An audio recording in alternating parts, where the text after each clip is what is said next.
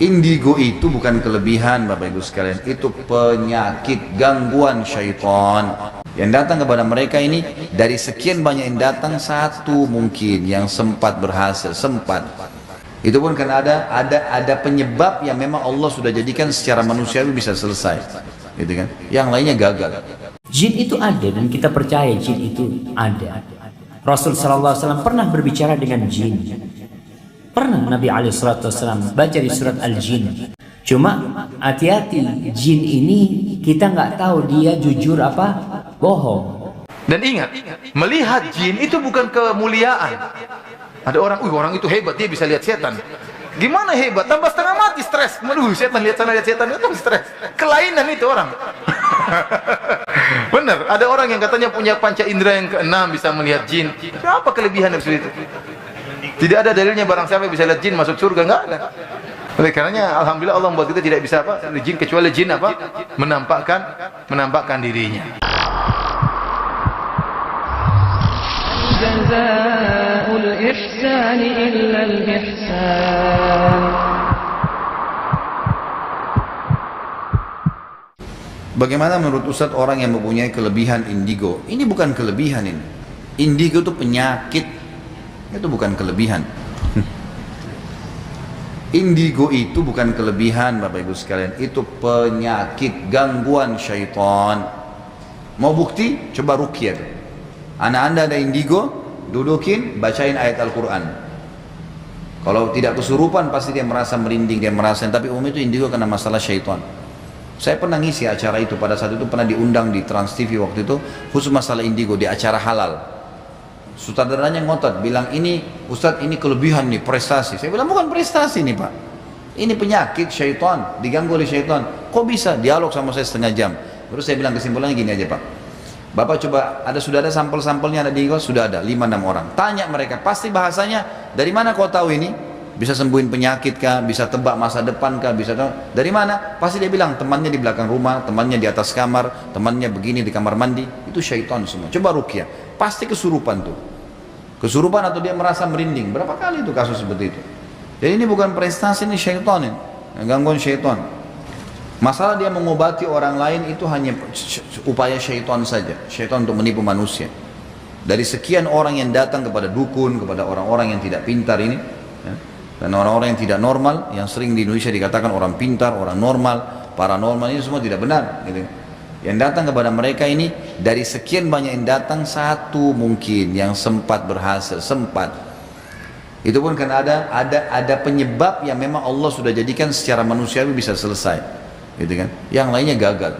Makanya kata Nabi SAW, syaitan datang kepada dukun-dukun, teman-temannya dukun, dan menyampaikan informasi. Dari 100 informasi ketahuilah 99 dusta, hanya satu yang benar gitu. Ustadz, saya punya sahabat. Sahabat saya itu rajin beribadah, namun terkadang dia berbicara sendiri.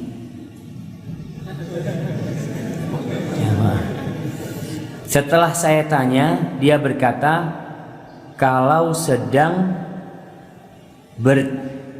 berbicara dengan jin. Apakah benar orang yang dapat melihat berkata dengan jin adalah termasuk golongannya? Apa yang dapat saya lakukan Ustaz? Terima kasih. Jin itu ada dan kita percaya jin itu ada. Rasul sallallahu alaihi wasallam pernah berbicara dengan jin. Pernah Nabi alaihi wasallam baca di surat Al-Jin, ketika kumpulan jin datang menjumpai Rasul sallallahu alaihi wasallam, lalu Nabi mendakwai dia dan mereka masuk Islam, kelompok itu. Cuma hati-hati, jin ini kita nggak tahu dia jujur apa bohong. Pura-pura dia mau berbuat baik sama kita, tapi malah dia nanti minta banyak permintaan sama kita. Minta ini, minta itu. Saya punya teman di Probolinggo, dia cerita, sohibnya itu punya jin. Kalau dia mau minta kelapa muda, degan, dia tinggal minta. Turun itu kelapa. Ternyata jinnya ini cewek. Suatu hari jinnya minta dikawin sama dia.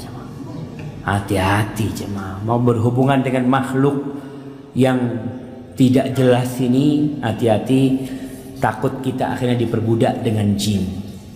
Karena memang manusia ada perbudakan sama jin, dia membantu jin, jin membantu dia, saling menguntungkan, itu ada. Maka dikasih nasihat kalau bisa hati-hati ngobrol sama jin. Biasanya jin itu juga masuk ke tubuh kita. Ada seorang ustadz ngomong, bisa jadi orang yang melihat jin itu di matanya ada jin yang membantu untuk melihat jin. Tidak semua tentunya. Ada beberapa kerabat saya, subhanallah, kesian dia. Dia itu kadang-kala mau duduk nggak jadi. Anak ngomong, kenapa? Kata dia, ada yang duduk di situ. Kita jadi takut ya, mah. Ya, duduk di situ. Allahu Akbar. Ustaz, Ya. apakah dari manusia itu ada bisa melihat Tuyul. bukan wujud nyata jin, Pak Ustaz? Jadi kita banyak mendengar cerita ada orang yang pernah melihat, tapi apakah yang dia lihat itu benar-benar jin atau bukan? Canggih-canggih pertanyaannya.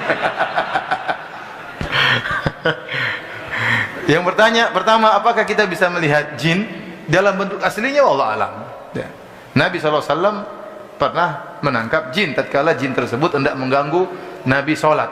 Maka Nabi mencekiknya sampai Nabi SAW merasakan air liur dari jin tersebut. Dan Nabi mengatakan, kalau bukan karena ingat doa saudaraku Sulaiman, habli mulkan la yanbaghi li ahadin min ba'di. Nabi SAW pernah berdoa, ya Allah, anugerahkanlah kepadaku kerajaan yang tidak boleh seorang pun bagi seorang pun setelahku. Di antara kerajaan keistimewaan kerajaan Sulaiman, seluruh jin tunduk kepada Nabi Sulaiman. Tapi tunduk kepada Nabi Sulaiman bukan pakai mahar ya. Memang mereka ditundukkan oleh Allah Subhanahu wa taala. Jadi enggak ada timbal balik. Nabi seandainya tidak mengingat doanya Nabi Sulaiman, maka Nabi kata Nabi, saya akan tangkap ini jin dan saya akan ikat di mana? Di tiang Masjid Nabawi, sehingga pagi-paginya anak-anak bisa melihat jin tersebut. Mungkin digodain sama anak-anak.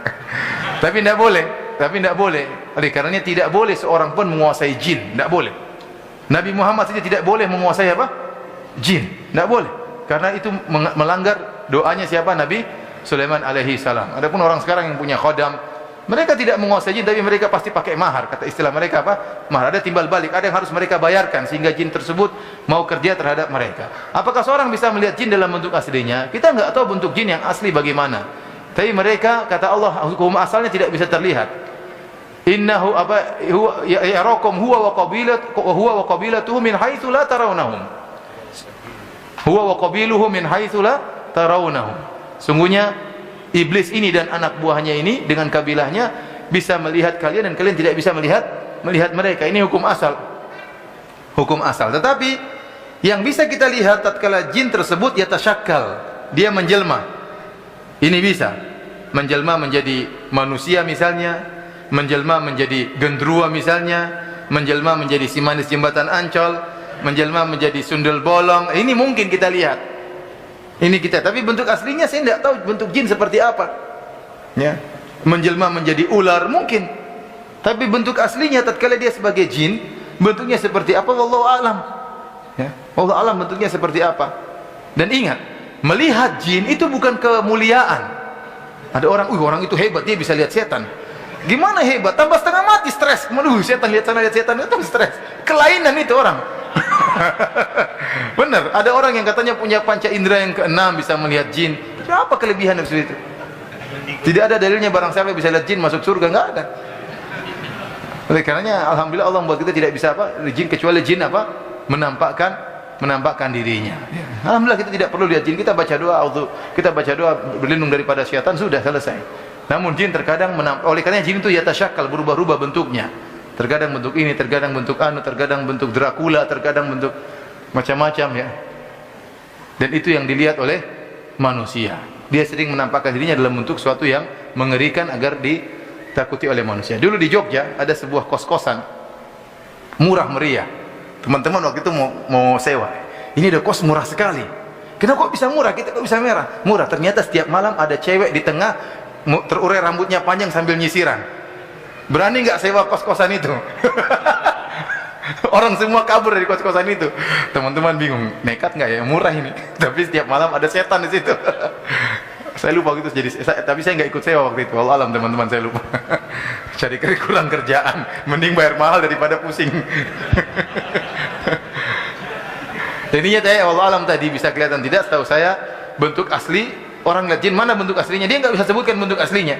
Yang dia sebutkan bentuk ini, yaitu jin tatkala apa? Berubah bentuk.